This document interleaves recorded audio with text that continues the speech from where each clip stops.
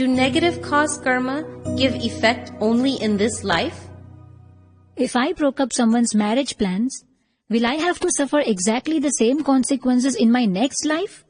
Will the same person turn around and break up my marriage plans? Is the fruit of karma exactly the same as the karma itself? And is it to the same degree, Dada? No.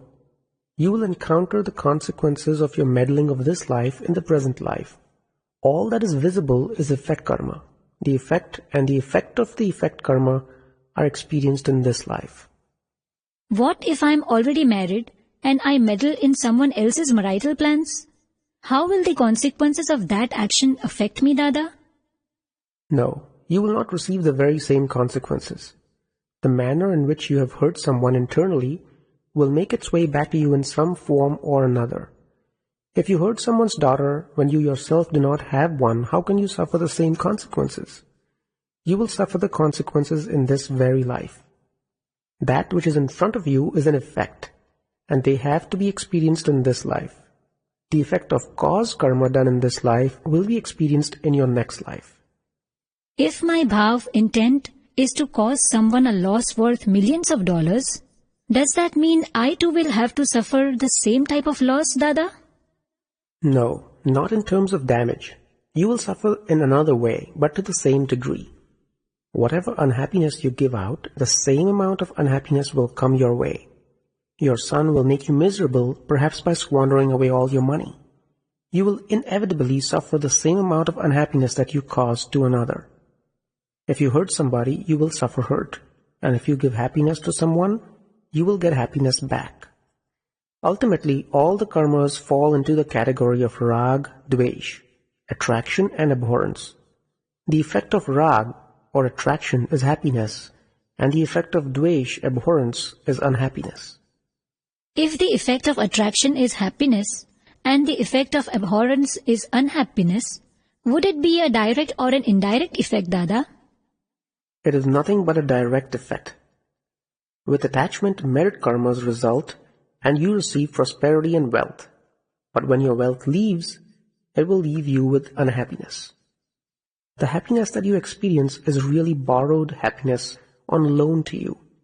Only accept it if you are going to pay it back, that is, return to the world in another life. If you do not have the means to pay back, then stop enjoying the happiness, that is, do not create a cause karma. It is all on loan. Every form of happiness or misery is on loan. The fruit of punya is happiness, and that too is on loan. And the fruit of pap is misery, which too is on loan.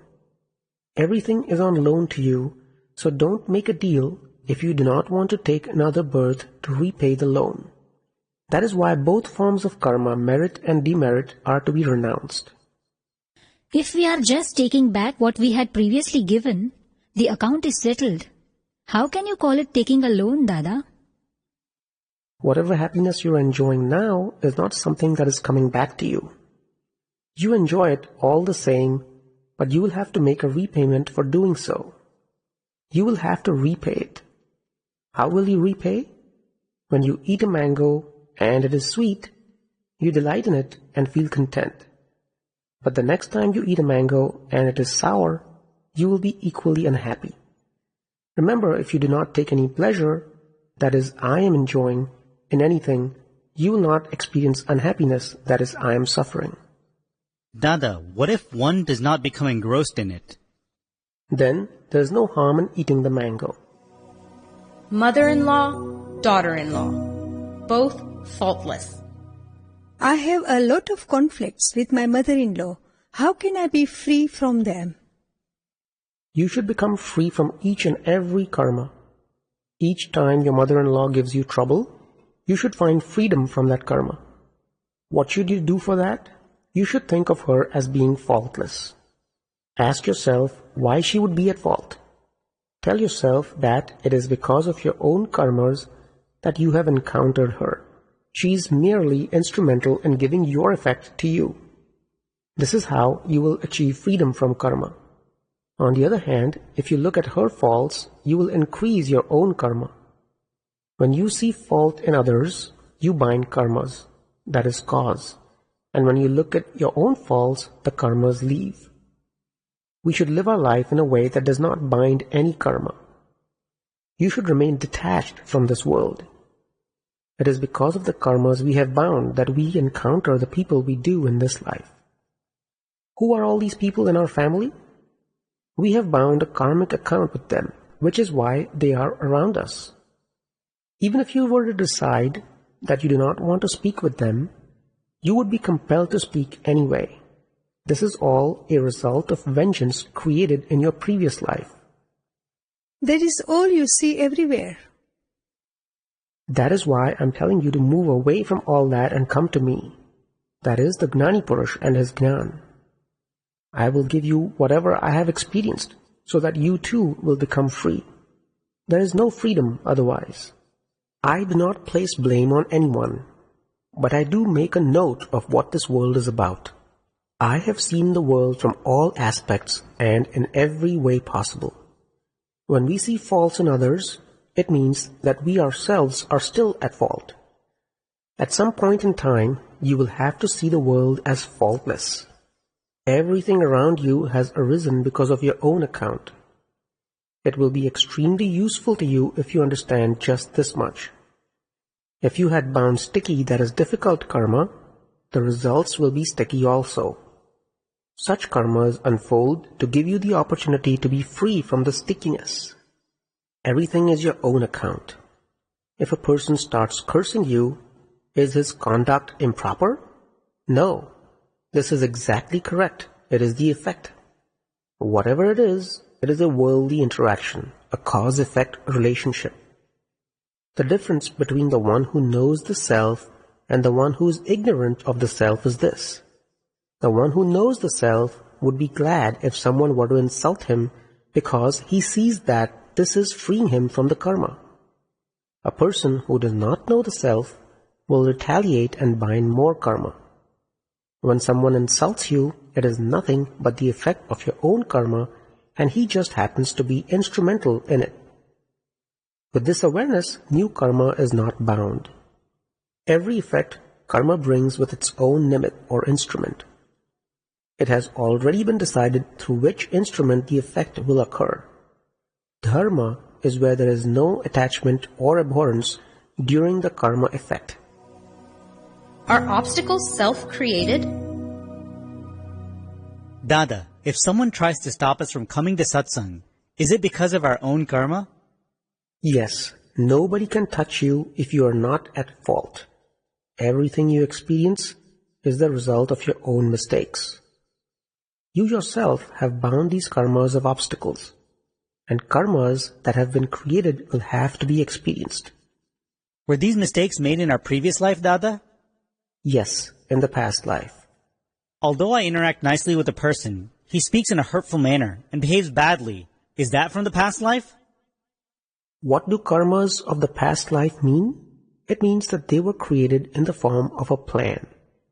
This plan, the cause, is one's inner intent. These karmas are discharging now, and one has no choice but to experience them. Conflicts between husband and wife. The bed bugs and mosquitoes that bite are far better and far less troublesome than the husbands and wives that bite each other. Do you agree that husbands and wives bite one another? Yes, Dada, they do bite. Then this biting must stop. The bed bugs go away after biting. The poor thing will leave you alone after it has had its portion. The wife, however, goes on biting incessantly. One poor man came to me complaining that his wife kept on biting him like a snake. The foolish man. Firstly, why did he get married? And secondly, why to a snake? Would that not make him a snake also? Female snakes do not just happen to come along, unless there's a male around. It must be written in his karma, and therefore he has to suffer his wife's sting. His wife is not at fault here, right, Dada? That is it. All the suffering is related to karma. That is why one gets such a wife, husband, and mother-in-law, etc. There are plenty of good wives, husbands, and mother-in-laws in the world. Why is it that you are stuck with the one that bites? Some men constantly quarrel with the wives. The fools do not realize that the suffering is because of their own karma. People always blame the instrument. The wife is merely an instrument. Why do you keep biting the instrument? You will not accomplish anything by doing that. Instead, you will go to a lower life form. People have no idea about the type of life form in store for them, so they remain insensitive. If they were told that in their next life they will acquire 4 legs and a tail, that is animal life, they would shape up right away. Dada, whose karma is worse, the husband's or the wife's, when fighting with one another?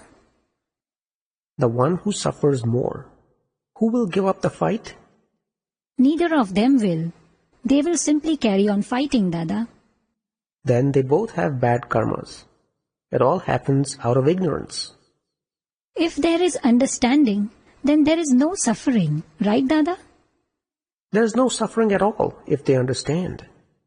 If a child were to throw a stone at you, you would be furious and chase him, would you not? But whom would you get angry with if a stone were to fall on you and injure you badly? Who would you quarrel with? No one, Dada.